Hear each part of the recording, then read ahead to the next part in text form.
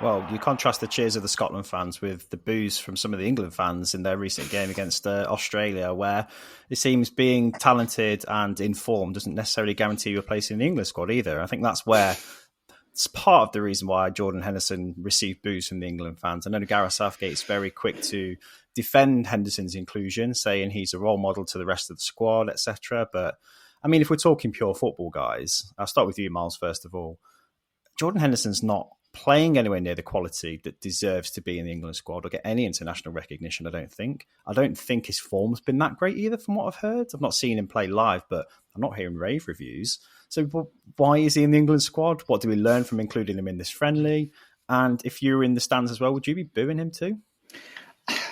Would I be booing him is a very interesting question. I do understand what Southgate says when he says it's not productive to boo any of our players, but also some of that responsibility lies on Southgate to not pick him, because there aren't enough, in my mind. Look, Southgate knows more about football than me, I don't doubt, but I can't understand the inclusion of Jordan Henderson on any level, because we just talked about the benefit that Scotland have of that harmonious dressing room, and England really had that for a long time. The last thing you want to do is turn your fans against anyone in the squad.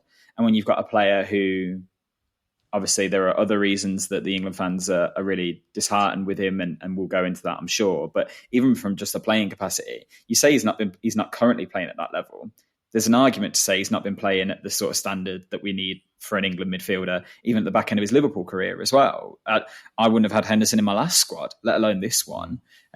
So I do find it difficult to see him playing still. It doesn't really make sense to me why they played him this friendly, other than to test the waters. I feel like that's what Southgate was kind of doing, to see what the fan response would be towards him. I understand that you want leaders in the team, but I feel like that leadership can come from so many other places. You've got quite a well-established squad now.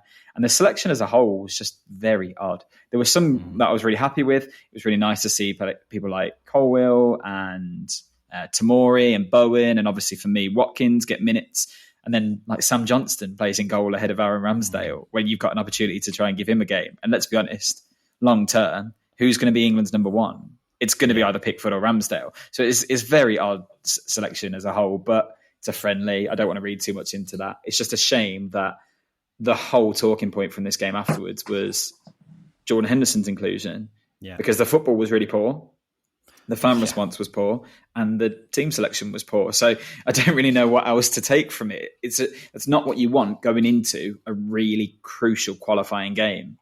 Yeah, I can't ever say I'd boo a player, especially obviously, your own country. I don't agree with it. But I can understand fans' frustration, especially obviously the decision that he's made going over there, and the sort of, the moral sort of background behind it as well. Not just going there, but the advocacy as well recently. Oh yeah, absolutely. And it does annoy me. It annoys me that it's still making headlines, because it's been going on for a while now, hasn't it?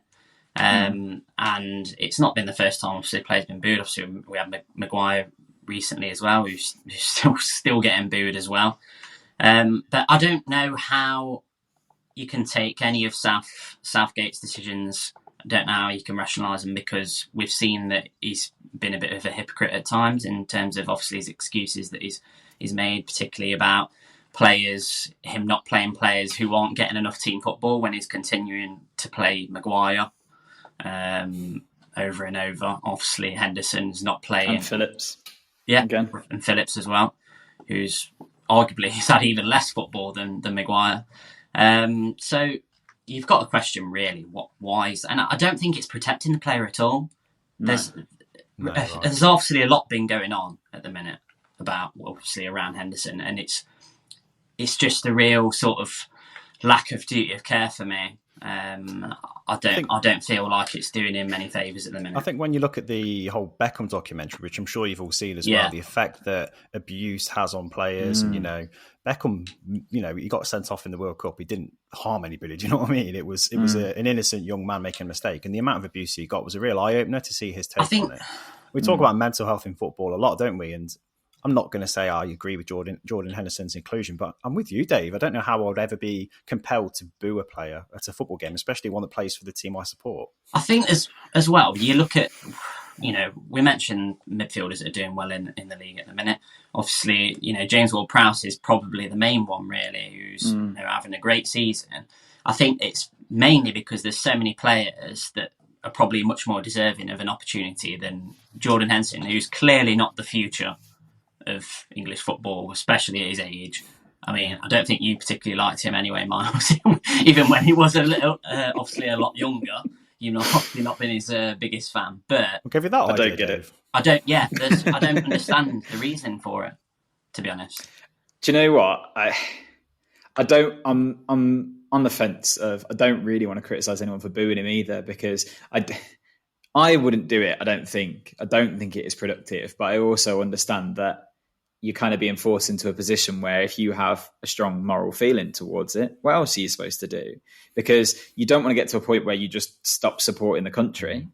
Like that feels mad, because that's a team that has been built for you. It feels like Southgate really did a really good job of giving England fans hope and buy into what he was building again. And it feels like he's losing that really, really fast. It tells me a couple of things, his inclusion. It tells me that the next tournament will be Southgate's last. Absolutely. Because there's no reason to keep Jordan Henderson in if you're building for the future. Because if Southgate saw himself doing the next couple of tournaments, he'd want to look at someone of a younger profile in these occasions. But it tells me that actually he thinks he can get Henderson through the next Euros. It's tried and tested for him, and then he's going to go anyway, and it's someone else's problem. I think we learn that. I also think we learn a bit about the kind of nature of Henderson, because I think a lot of players probably would have retired when they made that move. We've seen it so many times across international football. How many times have we seen someone make a move to a league that's kind of outside Europe's top 5 and then go, all right, and because I'm that far and I'm not at that standard, and I haven't really got the capacity to be available for international selection anymore. And maybe you can commend him on that he still wants to be available if he's picked. But I just think then you save everyone a few problems. And if Southgate believes that Henderson really is good for the younger players and really is a role model, well, he could still do that and not be part of the squad. He could still represent something really strong. He could still be the kind of person who talks with the players. Saka has been at this training camp, despite the fact he's not in the squad and injured, because he still wants to be around the place. I don't doubt that Henderson could still play that role if he really wanted to, and it was all about influencing a younger generation. But right now, you've got a player who has clearly upset a lot of the fans with the way he's aligned himself and the way he's conducted himself.